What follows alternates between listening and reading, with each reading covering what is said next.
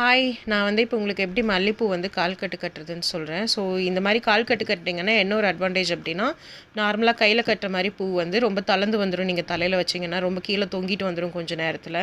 அந்த மாதிரியெல்லாம் ஆகாது. இது வந்து நீங்கள் எப்படி வைக்கிறீங்களோ அப்படியே இருக்கும். இப்போ எனக்கெல்லாம் வந்து கை கட்டு பெருசாக கட்ட வராது மல்லிப்பூவில். ஏன்னா அது கழண்டு கழண்டு வந்துடும். அது கொஞ்சம் கட்டுறது சிரமம். இதே கனகாம்பரம், ஜாதி முல்லை இல்லை நார்மல் முல்லைப்பூ அப்படின்னா கொஞ்சம் ஈஸியாக நான் கை கட்டு கட்டிடுவேன். ஸோ இந்த மாதிரி கால் கட்டு எப்படின்னா, நான் நூலை போட்டு வாங்கினேன்ல, அந்த மாதிரி நூலை வந்து ஃபஸ்ட்டு காலே இல்லைனா கம்பியில் போட்டுட்டு அந்த உள்ளே போட்டு வெளியில் எடுத்தீங்க அப்படின்னா ஒரு ஒரு முடிச்சு ஃபார்ம் ஆகிக்கும். அதுக்கப்புறம் எப்பவும் போல் பூவை வந்து மேலே கீழே வச்சு நீங்கள் அதே மாதிரி நூலை வந்து எடுத்து இந்த பக்கம் போட்டு அந்த பக்கம் அப்படியே வாங்காமல் உள்ளே விட்டு வாங்கணும். வாங்கினீங்கன்னா அது ஒரு கன்னி இந்த மாதிரி வந்து ஒரு கன்னியாக நம்மளுக்கு ஃபார்ம் ஆகிட்டே வரும்.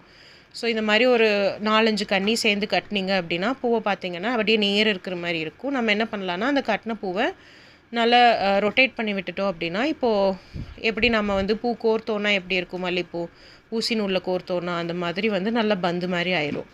நான் உங்களுக்கு இந்த வீடியோவில் வந்து கடைசியில் ஒரு இந்த மாதிரி கால் கட்டில் கட்டின ஒரு பூ வந்து ஃபுல்லாக காட்டுறேன். ஸோ அது நீங்கள் பார்த்தீங்கன்னா உங்களுக்கு தெரியும் இது வந்து எப்படி நல்லா இருக்குது அப்படின்னு சொல்லிட்டு. ஸோ இதுதான் நான் வந்து ஃபுல்லாக கால் கட்டினியே கட்டினது. நல்லா பார்த்தீங்கன்னா எப்படி நெருக்கமாக அழகாக இருக்குதுன்னு தெரியும். ஸோ உங்களுக்கு பிடிச்சிருந்தா லைக் பண்ணுங்கள். தேங்க்யூ.